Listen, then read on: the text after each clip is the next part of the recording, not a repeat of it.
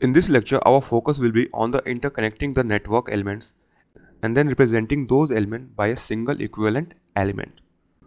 Now the first type of connection is called as series connection.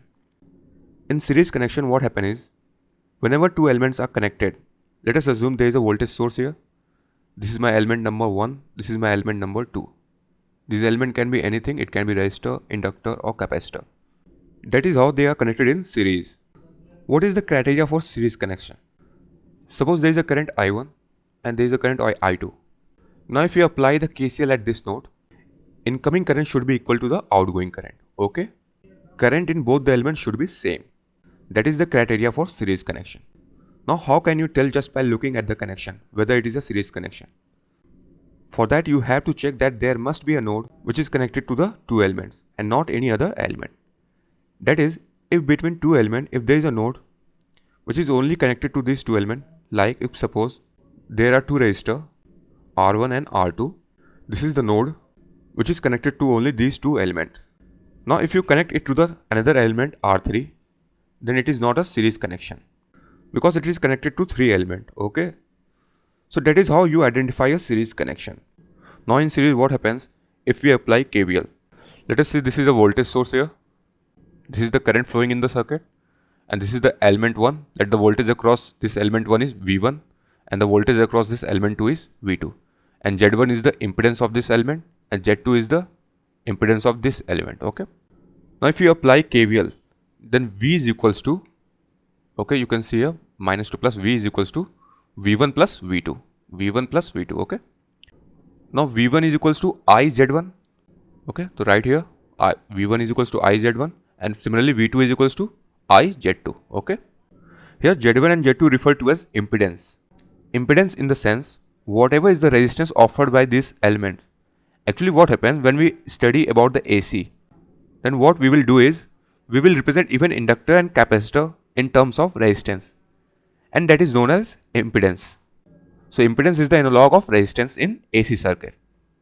That means here I is equals to Z1 plus Z2. I have taken I as a common. Now here you can write V is equals to IZ equivalent, where Z equivalent is the Z1 plus Z2, where Z equivalent is the single element having impedance equal to the sum of two impedance.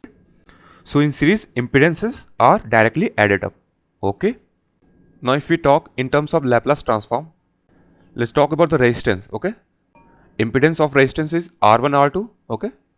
In Laplace domain, so Z equivalent will be in series R1 plus R2. In case of inductor, impedance in Laplace transform is SL1 and SL2. Z equivalent will be S L1 plus L2.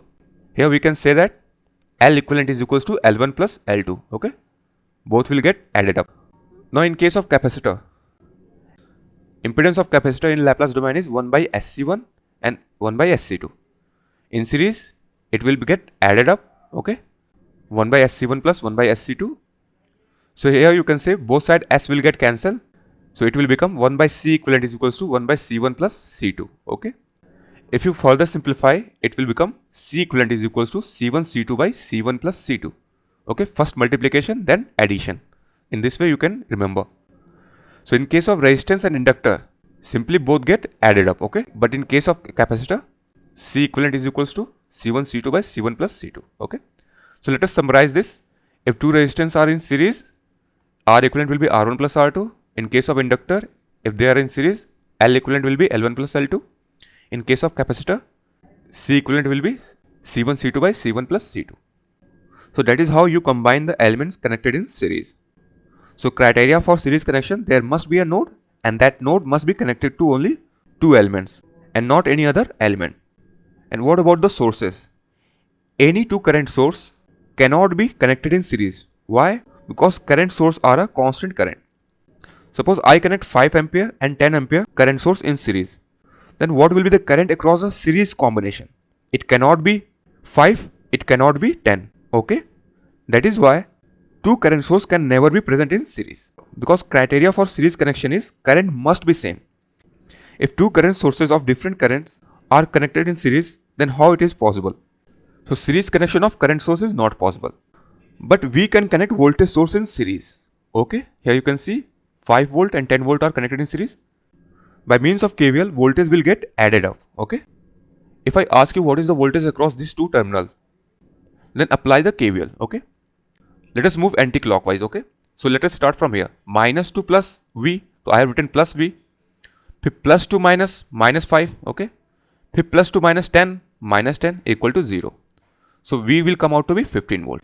In this way, voltage source will get added up in case of series connection. Okay.